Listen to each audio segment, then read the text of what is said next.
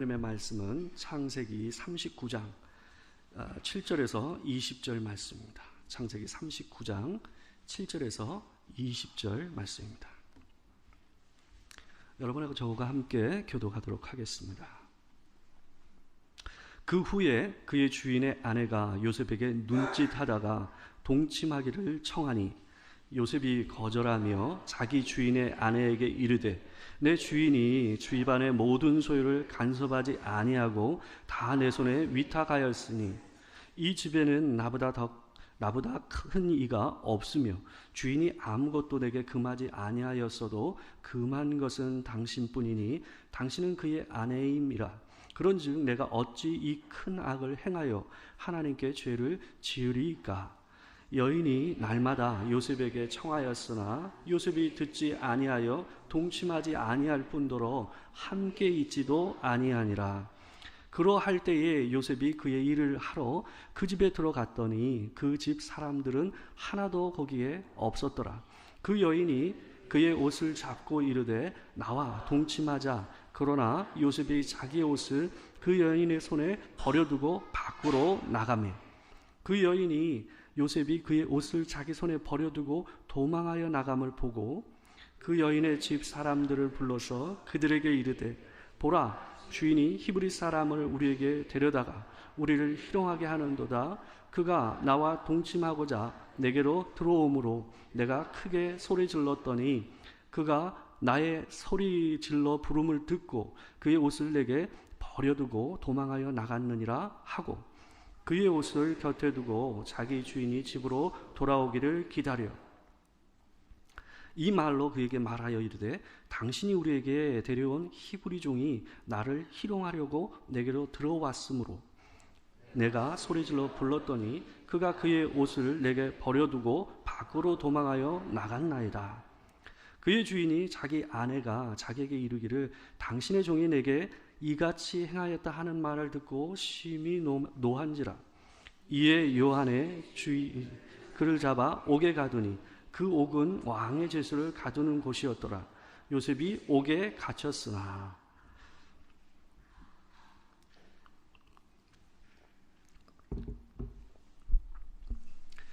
오늘은 창세기 39장 7절에서 20절 말씀을 가지고 요셉 죄를 피하다라는 제목으로 하나님의 말씀을 전하도록 하겠습니다. 여러분, 요셉의 인생에서 다른 사람에 의해서 요셉의 옷이 벗겨지는 사건이 두 번 있었습니다. 첫 번은 바로 여러분이 아시다시피 아버지가 지어준 그 사랑의 옷이었던 채색 옷이 그의 형들에 의해서 벗겨지는 일이 한 번 있었고요.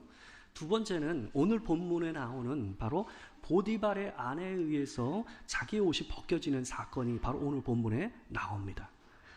우리가 보통 옷을 벗는다라는 말을 이럴 때도 쓰지 않습니까? 우리 그 관직에 있었던 사람들이 그 자리에서 물러날 때 우리는 보통 옷을 벗는다라는 말을 씁니다. 근데 우리 이 요셉 같은 경우도 그 옷을 벗을 때마다 자기의 신분이 바닥으로 치는 경우들이 있었죠. 처음 채색 옷을 벗었을 때는 그 사랑을 받던 그 아들의 자리에서 종의 자리로 떨어지는 일을 경험하지 않습니까? 두 번째, 오늘 본문에 나오는 이 보디발의 아내에 의해서 자기의 옷이 벗겨지는 일로 인해서 그 집안에서는 그 주인 외에는 가장 높은 자리에 있었던 요셉이 어떻게 됩니까? 감옥으로, 죄인의 자리로 떨어지게 되는 일을 이 요셉은 경험하게 됩니다. 우리가 지난 주일에 이 마지막 구절이었던 6절에서 요셉의 용모가 빼어나고 아름다웠더라라는 말에 대해서 우리가 생각해 봤습니다. 그 말은 앞으로 있을 사건에 대한 복선이라고 여러분에게 제가 말씀드린 적이 있습니다. 여러분, 요셉은 17살에 이 보디발의 집에 팔려왔어요. 그리고 나서 13년이 지나서 30살에 30살이 되었을 때에 바로의 밑에서 애굽의 총리로 일을 하게 됩니다. 그러니까 13년 동안 보내게 된 거죠. 아마도 정확하지는 않지만 대개는 이렇게 추측을 합니다. 감옥에서 갇혀 있는 기간이 적어도 한 3년 이상은 있었을 것이고 한 10년 어간을 이 보디발의 집에서 이 종으로 지냈을 것이다 라고 보통 사람들은 생각을 합니다. 워낙 이 종이었지만 처음 이 집에 왔을 때 요셉은 어땠습니까? 미소년이었어요. 17살 이 청소년이었습니다. 근데 10년이 지나는 동안에 이 소년 요셉은 청년 요셉이 되었어요. 건장한 몸과 아주 아름다운 외모를 갖춘 사람으로서 자라난 거예요.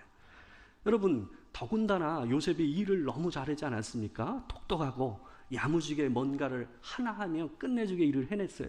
그러다 보니 이 여인들의 눈에 드는 일들이 벌어진 거죠.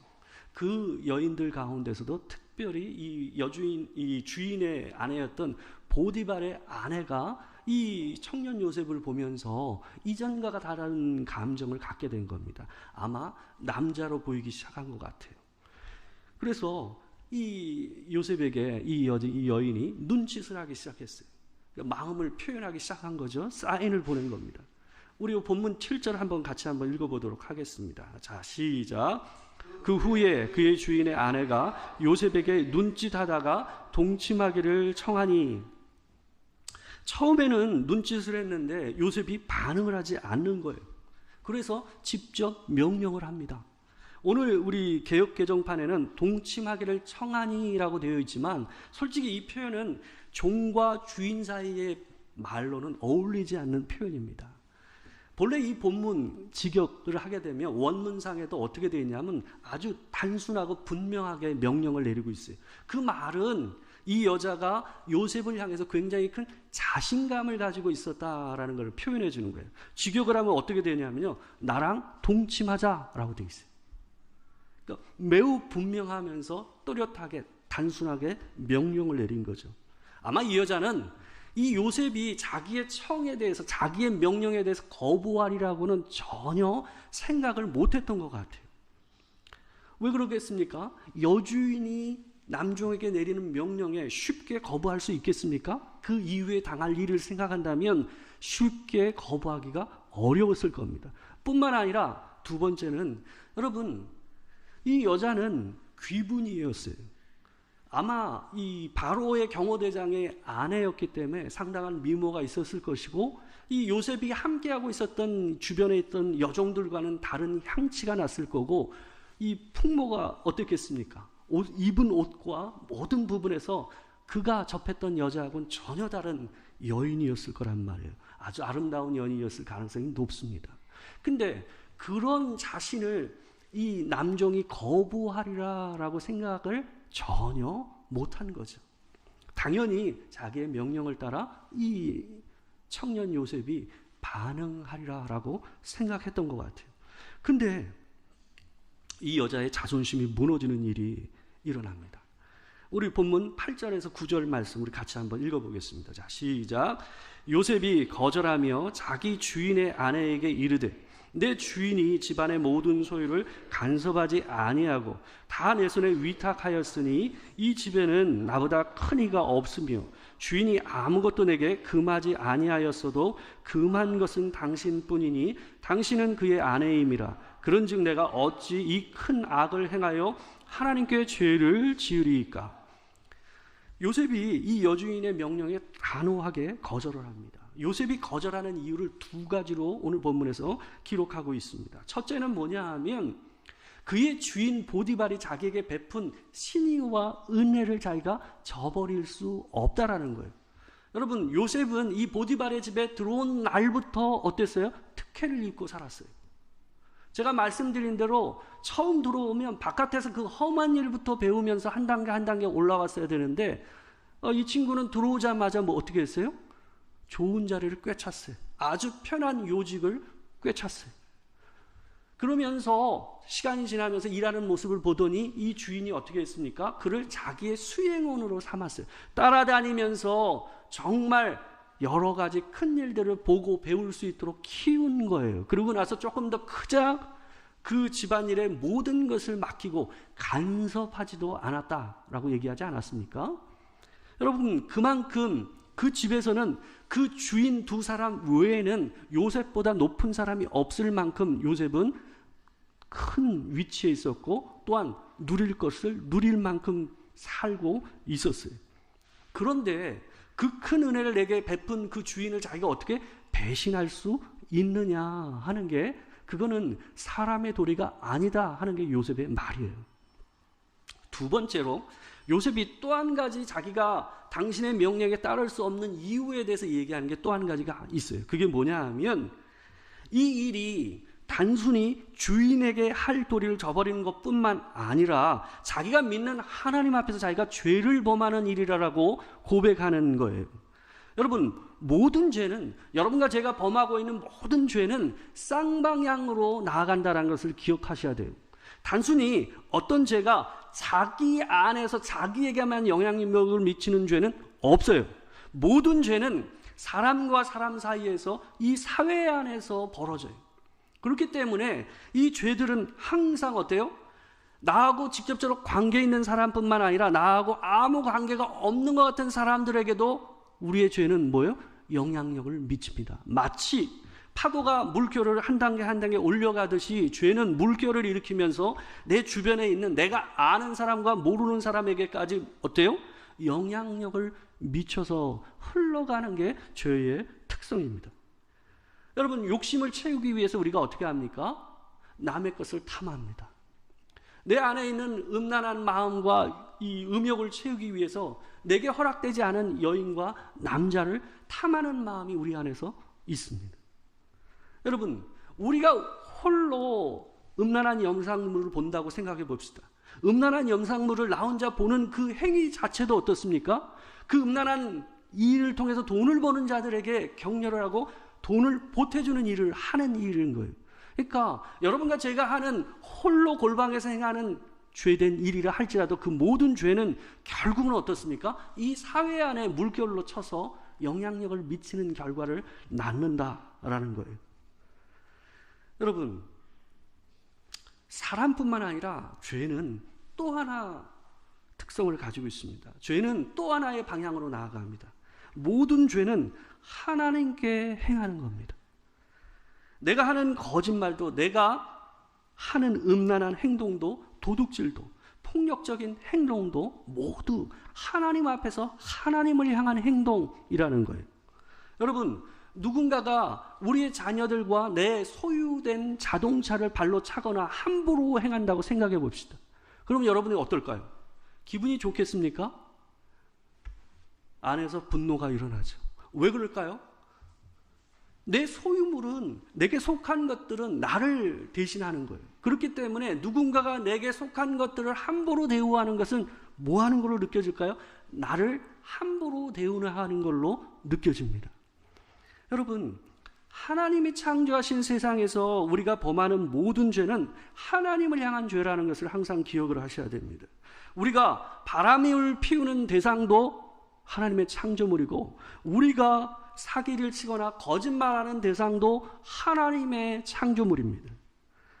여러분, 우리가 행동하는 모든 것은 결국은 누구를 향합니까? 우리가 믿는 하나님을 향해서 그분 앞에서 행하는 것이. 요셉은 언제나 자신의 모든 행동이 하나님 앞에서 행동하는 것이라는 것을 알고 있었던 사람이었어요. 근데 요셉과 같이 다윗도 어때요? 자기의 모든 행동이 하나님 앞에서 행하는 것이라는 것을 인식하고 살았던 사람이었습니다. 사울에게 쫓길 때에 다윗이 사울을 향해서 이렇게 소리 질렀던 얘기가 있었어요. 사무엘상 24장 15절 말씀입니다.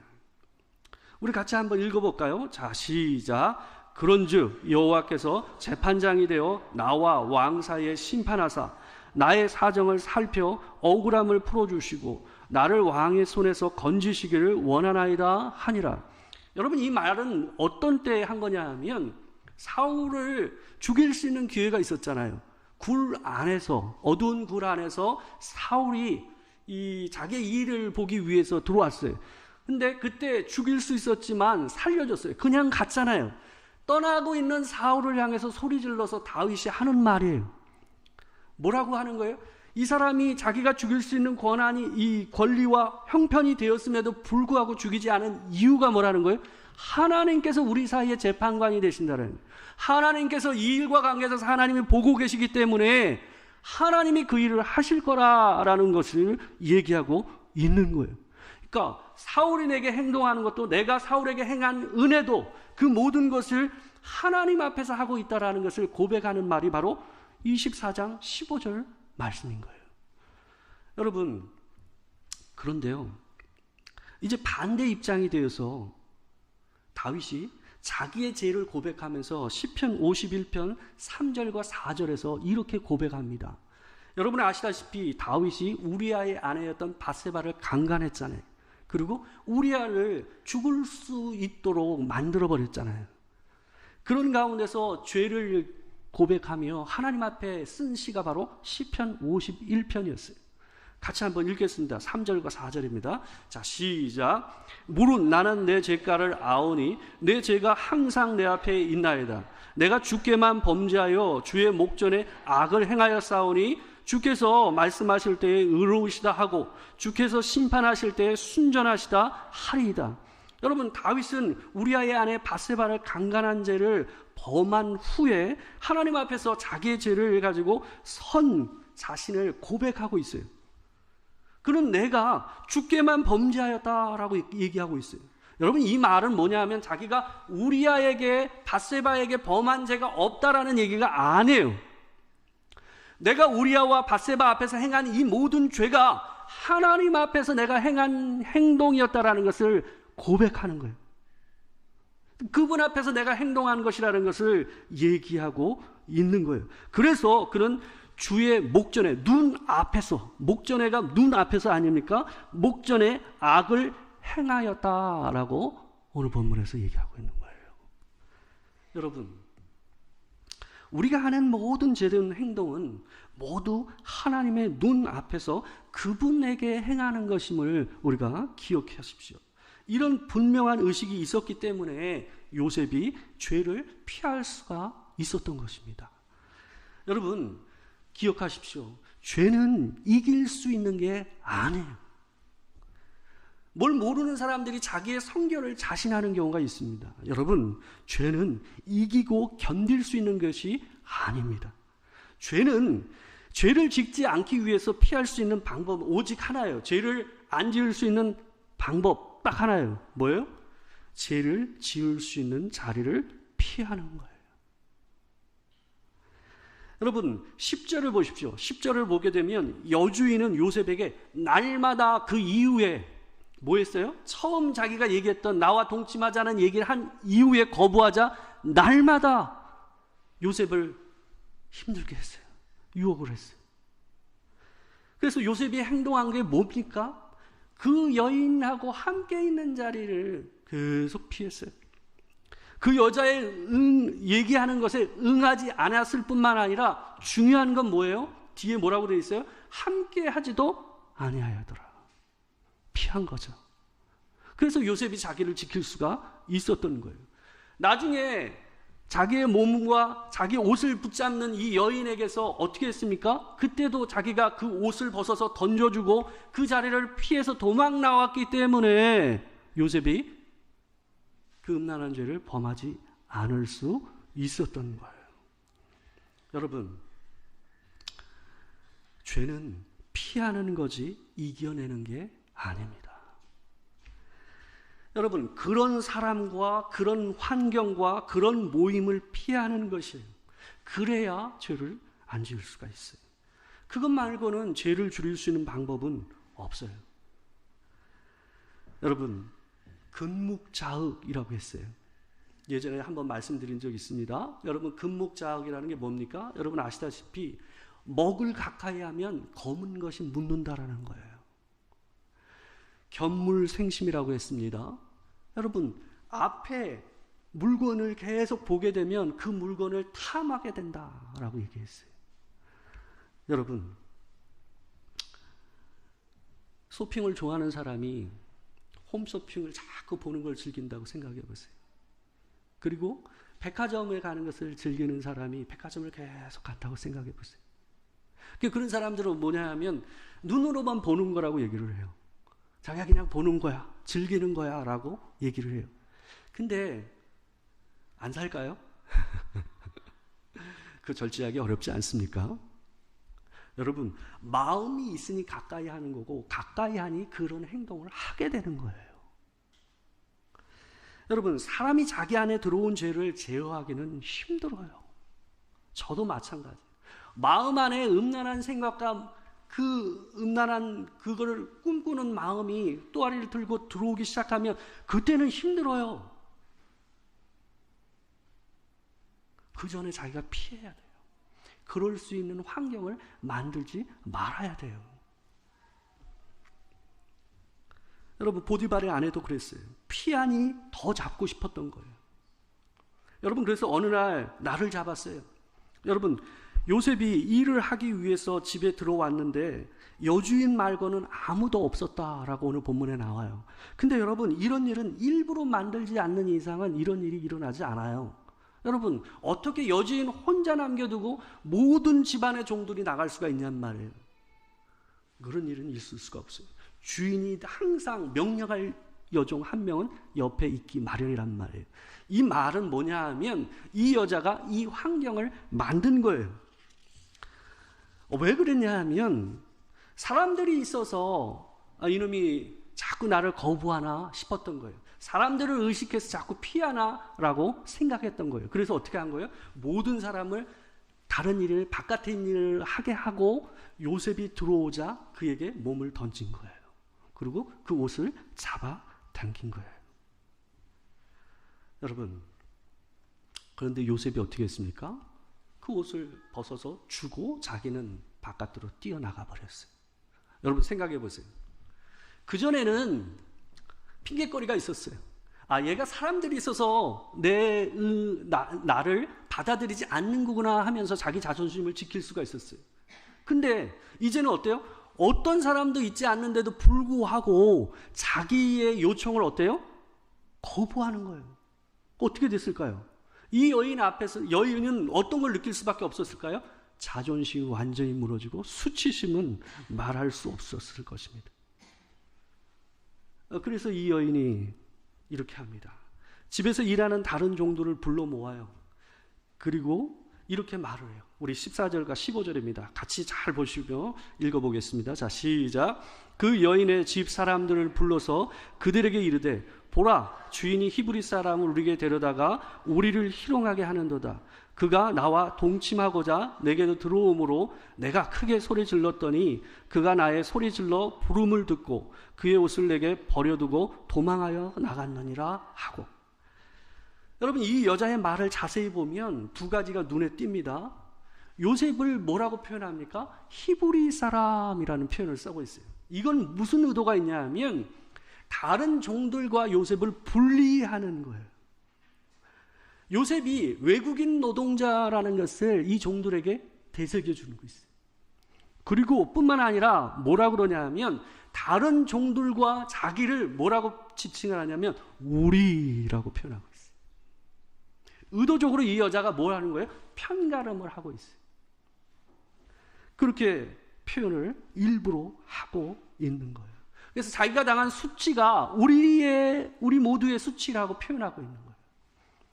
그녀는 주인이 히브리 사람을 우리에게 데려다가 우리를 희롱하게 하는도다라는 표현을 써서 뭐하고 있어요? 이 일이 일어난 책임을 누구한테 돌리고 있습니까? 자기 남편한테 돌리고 있어요. 근데 이 일은 뭐냐 하면 이 종들 안에 있었던 해묵은 감정을 일으키는 표현이에요. 왜 그러냐 하면 보세요. 처음부터 어땠어요? 요셉은 특별한 은혜를 입어서 집안일을 했고 뭐 했어요? 어린 나이부터 수행원이 됐고 가정의 전체 총무가 됐어요. 그 집에 있었던 모든 종들 안에 있었던 위계 질서가 어떻게 됐을까요? 깨졌죠. 굴러온 돌이 박힌 돌을 빼버리는 결과를 낳고 만 거예요. 여러분, 그 종들 안에서 나이가 좀 있고 자기가 이제는 자기가 우두머리가 되겠다 하는 사람들의 마음에서는 어땠을까요? 감정이 좋지가 못하죠. 지금 이 여자가 이런 표현을 일부러 쓰고 있는 것은 뭡니까? 그들 안에 있었던 요셉을 향한 해묵은 감정을 어때요? 불러일으키고 있는 거예요. 여러분, 이 여자는 자기 남편이 돌아오자 17절과 18절에서 이렇게 얘기합니다. 우리 같이 한번 읽겠습니다. 자, 시작. 이 말로 그에게 말하여 이르되 당신이 우리에게로 돌아왔으므로 내가 소리질러 불렀더니 제가 잘못 읽었군요. 자, 시작. 이 말로 그에게 말하여 이르되 당신이 우리에게 데려온 히브리 종이 나를 희롱하려고 내게로 돌아왔으므로 내가 소리질러 불렀더니 그가 그의 옷을 내게 버려두고 밖으로 도망하여 나갔나이다. 여러분, 이 본문에서 특별히 우리가 유심히 봐야 되는 건 뭐냐 하면 이 남편의 반응에 대해서 본문에서 일부러 더 모호하게 쓰고 있다는 거예요.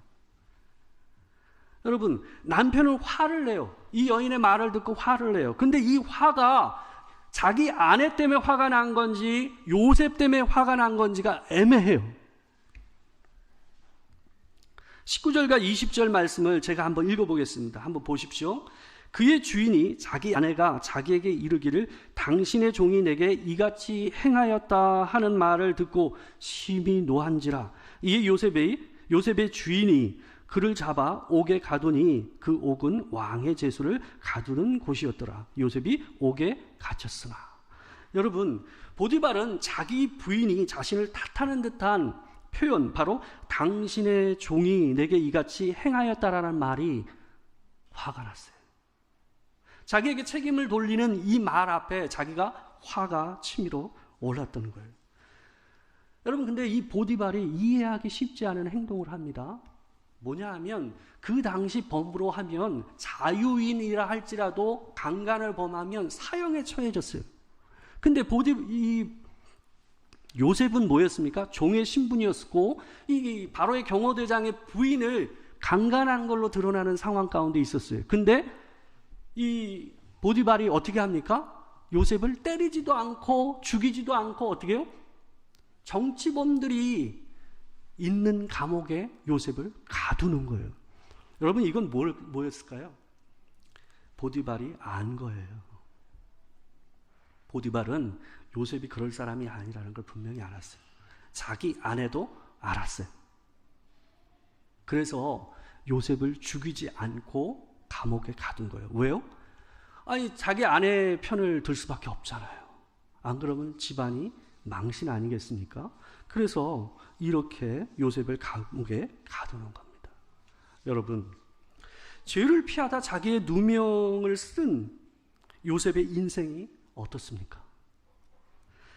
여러분, 그냥 한 번 꾹 참고 들어가 주지 쉽지 않습니까?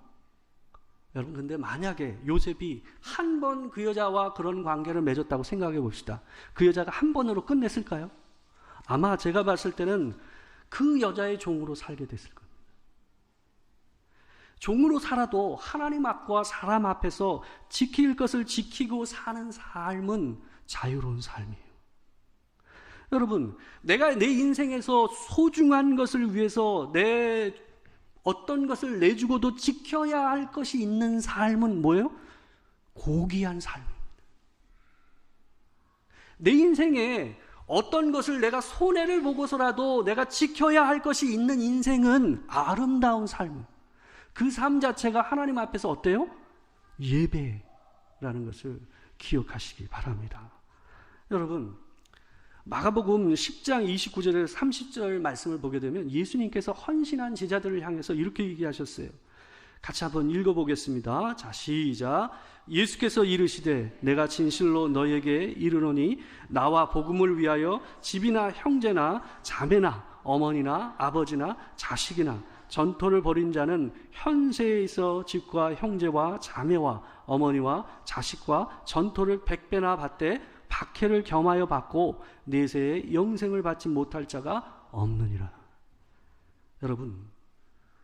여러분과 제가 죄를 범하지 않고 하나님 앞에서 마땅히 살아내야 될 삶을 살기 위해서 내려놓는 것, 또한 잃어버린 더 큰 것들, 때로는 넘어져야 되는 삶이 있었습니까?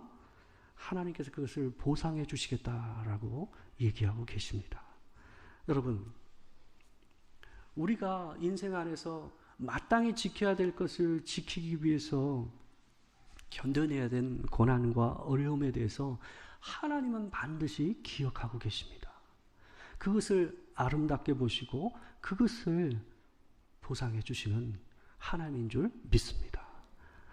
마지막으로 우리 잠언 24장 16절 말씀을 읽고 말씀을 마무리 짓도록 하겠습니다. 우리 잠언 24장 16절 같이 한번 큰 소리를 읽겠습니다. 자, 시작.